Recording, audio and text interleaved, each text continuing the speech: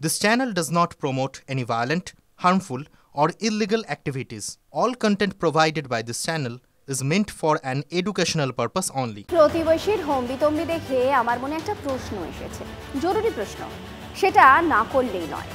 গতকালই আলিপুর আবহাওয়া দপ্তর বলেছে আর কদিন পরেই শীত আসছে কলকাতায়, কনকনে হাওয়া এলো বলে। আবার বাংলাদেশিরাও হুমকি দিয়েছে 4 দিনে তারা নাকি কলকাতা দখল করবে। এখন প্রশ্ন হলো, কি আগে আসছে কলকাতায়, শীত নাকি বাংলাদেশ? কি ভাবছে, মস্করা করছি? ওপারের কথা নিয়ে এপারের মস্করাই তো হচ্ছে। ভারত থেকে আমদানি ছাড়া যাদের চলে না তাদের মুখে এত ফুটানি আসে কোত্থেকে? না থাকলে ভারত কবেই চলে যেত ইজ্জত।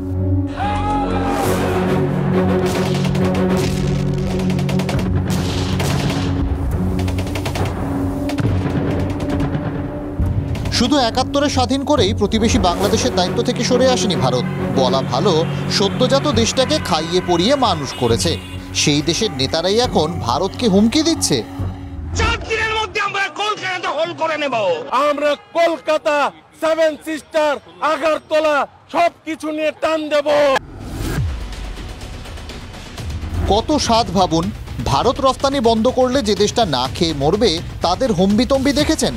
পেট্রাপোল সীমান্তের পর আজ ঘোজাডাঙ্গা সীমান্তে দাঁড়িয়েও হুঁশিয়ারি দিয়ে এসেছেন পশ্চিমবঙ্গ বিধানসভার বিরোধী দলনেতা শুভেন্দু অধিকারী।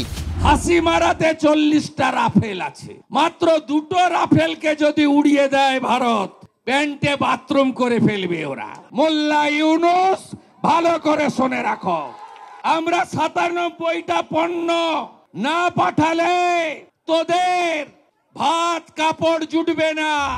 ফাঁপা আওয়াজ নয়, ভারতকে হুমকি হুঁশিয়ারি দেওয়ার পরও ভারতের মুখাপেক্ষী বাংলাদেশ। ঘোজাডাঙ্গা সীমান্তে ট্রাকের সারি, যাচ্ছে ওপার বাংলার বেঁচে থাকার রসদ। এই যে সীমান্ত এলাকা ঘোজাডাঙ্গা সীমান্ত, সেখান থেকে যে গাড়িগুলো যায়, যে রপ্তানি ভারতবর্ষের সরকার বাংলাদেশের জন্য করে, সেই আলু, পেঁয়াজ, তুলো কিংবা নুন, তেল, এই সমস্ত কিছু যদি না যায়, আদতে তারা কি খেতে পাবে?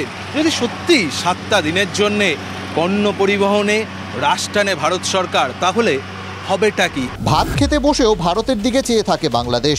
ভারত থেকে 2 মাসে 200 টন চাল আমদানি ঢাকার। বাংলাদেশে আলু পেঁয়াজ যায় ভারত থেকে। গত ডিসেম্বরে পেঁয়াজ রপ্তানি বন্ধ করেছিল ভারত। বাংলাদেশে তখন 1 কেজি পেঁয়াজের দাম পৌঁছয় 300 থেকে 400 টাকায়। আমাদের সঙ্গে পাঙ্গা নিতে আসবেন না। আলু না পাঠালেই চোখের জল নাকের জল এক হয়ে যাবে। পেঁয়াজ না পাঠালেই চোখের জল নাকের জল এক হয়ে যাবে। বাংলাদেশের সবথেকে বেশি কর্মসংস্থান যাতে হয় সেই বয়ন শিল্পের কথাই ধরা যাক। জামা কাপড় তৈরির তুলোও যায় ভারত থেকে। ঘরে আলো জ্বালাতেও আদানির দিকে চেয়েছিল ঢাকা। বিদ্যুৎ গিয়েছে ঝাড়খণ্ড থেকে। দেশটা এতটাই গরিব, এখানেও ধার বাকি। পেট্রোপোলের পরে ঘোজাডাঙ্গাতে ট্রেলার দেখালাম, নতুন বছরে সিনেমা দেখাবো।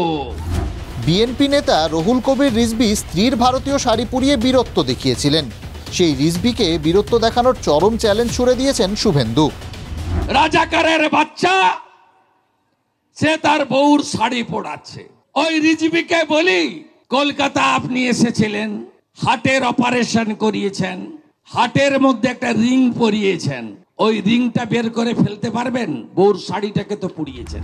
পারবেন নাকি রিজভী? দম আছে? প্রদীপ্ত কান্তি ঘোষের রিপোর্ট, TV9 বাংলা।